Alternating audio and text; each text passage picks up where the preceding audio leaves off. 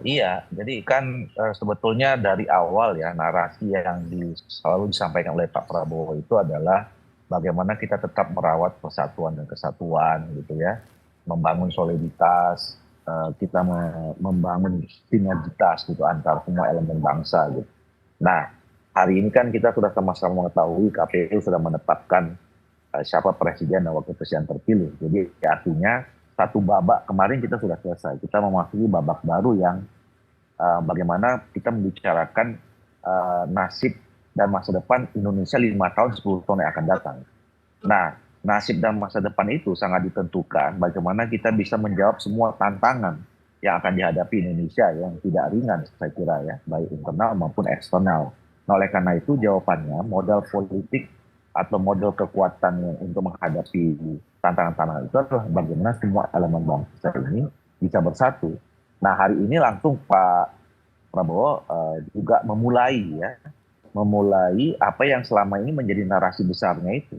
Bagaimana setelah kita kemarin berkompetisi, ya mungkin ada miskomunikasi, mungkin ada secara psikologi, mungkin ada yang ditata dan segala macam gitu. Nah, itu dimulai dengan komunikasi politik kembali ya. Nah, jadi itu satu hal yang penting. Jadi bahwa apa yang dilakukan oleh Pak Prabowo ini adalah bagaimana membangun, menata kembali ya komunikasi politik dengan semua elemen bangsa yang selama ini mungkin dalam konteks kompetisi pilpres terbagi tiga ya, ada 01, 02, 03. Nah itu pun kembali kepada eh, apa namanya ya, partai-partai politik atau kekuatan politik yang lain. Kalau memang mereka terbuka, ya saya kira selama mereka juga mempunyai pandangan yang sama, Pak Prabowo akan melakukan itu. Dan itu saya kira baik dan penting untuk apa namanya babak baru kita menghadapi masa-masa yang akan datang gitu. Nah, persoalannya kemudian adalah apakah kemudian bisa ditafsirkan ketika Pak Prabowo berkomunikasi mendatangi ketua umum partai politik ini seperti yang kemudian diasosiasikan orang ya, bahwa ini akan bicara tentang bagi-bagi kekuasaan dan segala macam. Belum tentu juga begitu, ya, karena itu dua hal yang berbeda. Ya. Komunikasi politik ini sampai kapanpun saya kira harus tetap terus dilakukan, harus tetap dirawat. Gitu. Nah, bahwa kemudian nanti hasil komunikasi itu bisa jadi dua hal juga kemungkinan yang terjadi. Pertama, orang yang diajak komunikasi atau partai politik yang diajak komunikasi itu ingin bergabung dengan pemerintahan, mungkin juga ada yang menyatakan diri juga akan selalu tetap berada di luar pemerintahan. Dan menurut saya itu nggak ada masalah. Selama komunikasi ini terus terjaga, kita punya komitmen semua yang kita lakukan adalah untuk kepentingan bangsa dan negara, mau di luar atau di dalam pemerintahan, itu saya kira sama mulianya. Dan itu tidak ada soal. Yang penting komunikasi ini tetap terjalin dengan baik.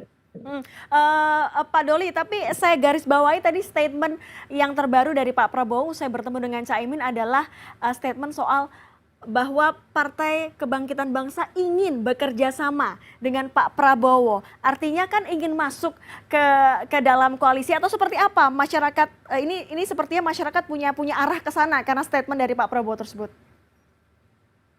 Ya, saya kira nggak ada masalah juga kalau kemudian teman-teman PKB ya, Caimin dan PKB ingin kemudian bergabung dengan pemerintahan, ya itu kan pilihan dari masing-masing partai politik. Ya. Bagi kami di Koalisi Indonesia Maju, tentu kita menyerahkan sepenuhnya itu kalau lebih konkret diterjemahkan misalnya ingin bergabung dengan pemerintahan itu kemudian ditafsirkan untuk masuk di kabinet dan segala macam ya. Kalau soal kabinet ini kan itu hak prerogatifnya Pak Prabowo ya sebagai presiden, dan kami yang tergabung dalam Koalisi Indonesia Maju itu sudah saya yakin sudah ada pembicaraan antara Pak Prabowo dengan ketua partai politik termasuk dengan ketua partai Golkar tentang formulasi siapa saja nanti yang kemudian juga akan disepakati untuk bisa bergabung dalam pemerintah dan segala macam itu kita serahkanlah kepada Pak Prabowo dan ketua umum partai politik yang tergabung dalam Koalisi Indonesia Maju. Baik, akan diserahkan. Ya, menurut saya pertama itu kan sangat tergantung apakah kemudian partai-partai politik yang akan bergabung ini itu sudah menerima visi misi yang selama ini disampaikan oleh pasangan 02 ya. Karena kan kalau kita lihat dari kemarin dalam kompetisi Pilpres, kemudian dalam debat-debat gitu kan, itu kan keras-keras sekali gitu ya perbedaannya gitu loh. Mm-mm. Nah itu menurut saya menjadi salah satu syarat utama apakah kemudian eh, dulu pertarungan antara visi misi program itu sudah dianggap cukup selesai dan kemudian menerima apa yang dimenangkan oleh Pak Prabowo dan Mas Gibran yang pertama. Yang kedua tentu kalau kemudian sudah eh, memang bisa menerima visi yang sama gitu ya tentu nanti akan ada pembicaraan-pembicaraan lebih spesifik lagi ya tentang posisi-posisi apa yang kemudian nanti bisa disepakati dalam bentuk kerjasamanya tadi ya. Mm-mm. Jadi kan judulnya baru kerjasama nih. Nah bentuk kerjasama ini kan banyak, bisa kerjasama di parlemen, bisa kerjasama di kabinet, atau bisa bentuk kerjasama yang lain seperti apa gitu. Nah itu nanti tentu akan ada pembicaraan yang lebih khusus lagi. Dan sekali lagi kalau kami dari Partai Golkar sebenarnya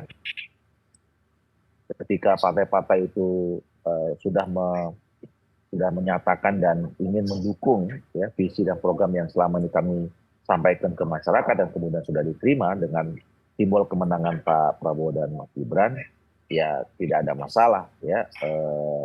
Toh juga kita tidak bisa sendirian atau tidak bisa beberapa untuk membangun Indonesia ke depan ini. Artinya nggak terganggu ya kalau misalnya ini masih berandai-andai kalau misalnya kerjasamanya di kerjasama kabinet begitu. Ya kalau soal soal posisi di kabinet kan saya percaya ya Pak Prabowo itu sudah punya rumusan sendiri ya baik ada partai politik yang masuk ada tambahan partai politik yang masuk atau tidak adapun tambahan partai politik yang masuk saya kira Pak Prabowo sudah punya rumusan yang itu berdasarkan fairness ya keadilan kemudian bagaimana selama ini nilai perjuangan bersama-sama yang selama ini kita lakukan dan segala macam itu saya kira pasti akan menjadi pertimbangan Pak Prabowo.